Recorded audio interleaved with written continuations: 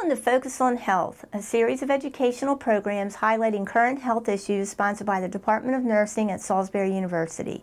I'm Dr. Mary DiBartolo, Professor of Nursing at Salisbury University and host of the program. I welcome today Donna Clark. Thanks for coming on the program. Thank you for having me. You're a registered nurse. You're also founder and executive director of HOPE Incorporated. That's right. And HOPE stands for Help and Outreach Point of Entry. Yes, ma'am. I think the first order of business is tell us exactly about your organization and what it does. Well, we are a nonprofit 501c3 agency that reaches out to the homeless and the poor in the Tri-County area of the Lower Eastern Shore. Our focus is health, but we often get into other areas, helping people receive the tools they need to get housed, employed, and receive health care, which is my major focus. And of course, under healthcare, the focus of this program is going to be adult dental health and resources that you can provide or refer people to in the community, correct? Yes, that's one of the parts of our outreach to the community. About 3 years ago, adult dental health was recognized by our local health department as one of the major health issues that need to be dealt with in our community. Maryland ranks third in the state for the amount of visits to the emergency rooms for dental health issues. As part of the Local Health Improvement Coalition, working with Dr. Cockey at the health department, our agency was able to be the agency that could receive funding from grant money, foundations, private donations to provide funding for people to get basic dental health care.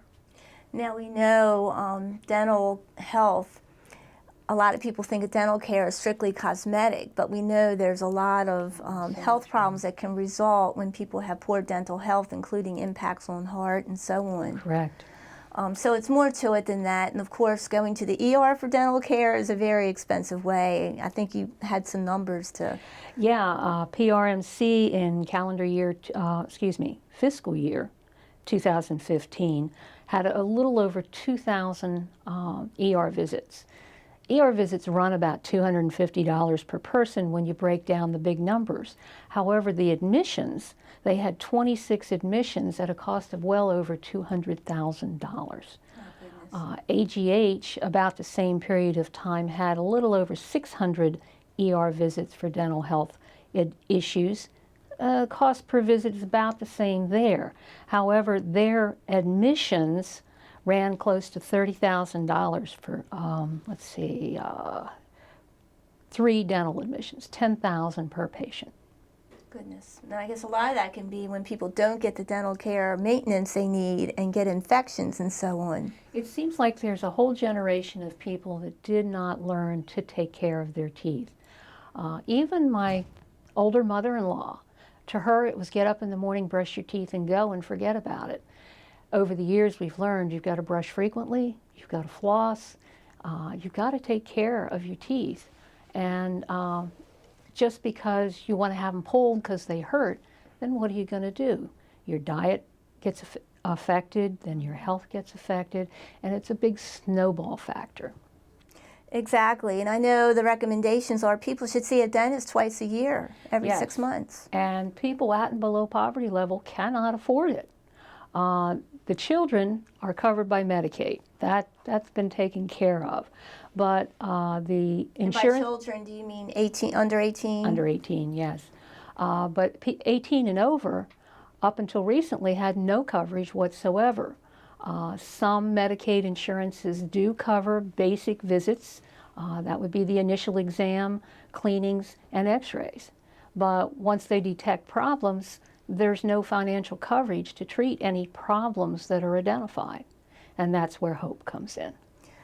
Well, excellent. Tell us more about some of your specific strategies or resources or services you can provide to the community. Well, we follow the Allegheny Health model that's already been established, and that is our agency receives funding. People come to see us. They have to be at or below poverty level, and when they come to see us, they have to bring their ID and proof of income. Once we establish that they meet the criteria, then we give them a promissory letter that they can take to a dentist.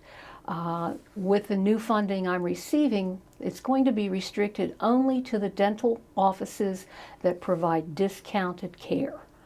In the past, we were working with local dentists, and actually I started out hoping that they would discount as they saw the good that was being done, but that didn't turn out. So we have 4 dental offices in the area that work with us providing discounted care, and those are going to be the offices we work with.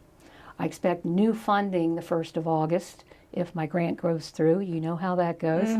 But I anticipate having funding by the 1st of August to continue this program and hopefully reach people over poverty level, try to get it a little higher, 150% over poverty level. But I won't know that until I receive notice of the grant. So you sound like you're working hard to change attitudes, that I dental am. care is an important part of overall health. I am.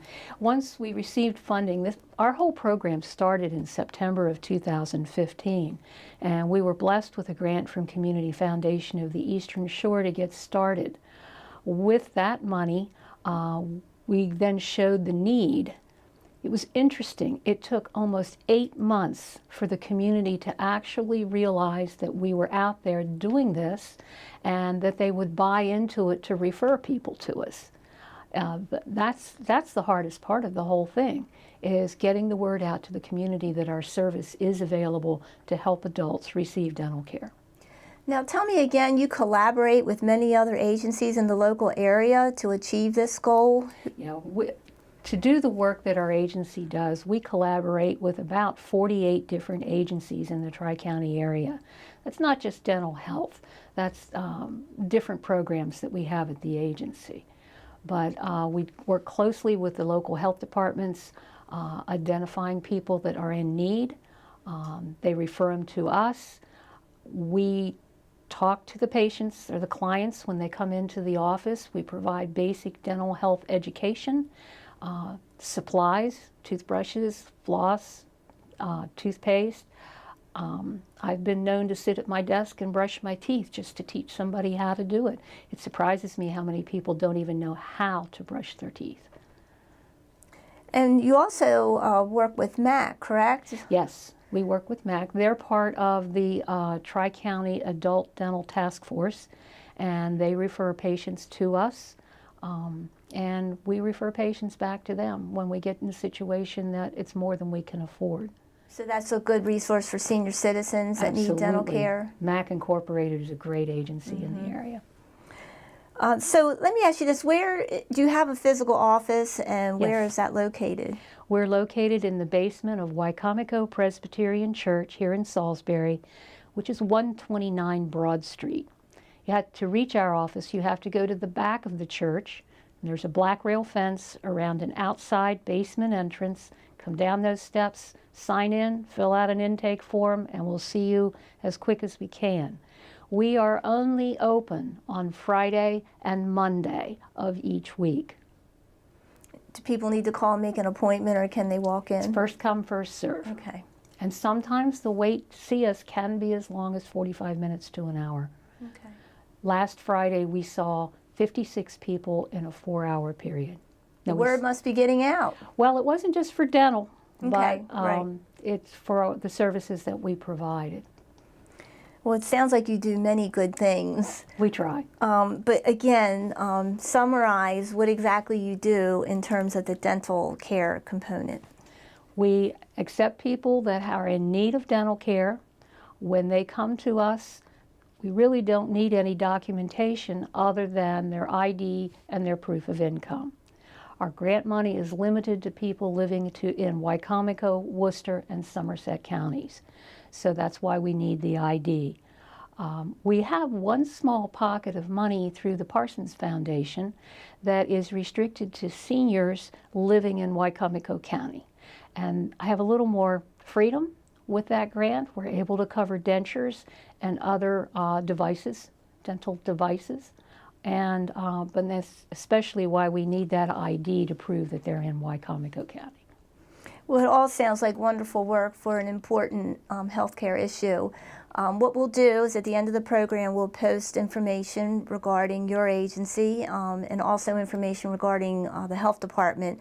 But they can call HOPE. There's 2 numbers we'll post plus a website where people can get more information about your services. Thank you.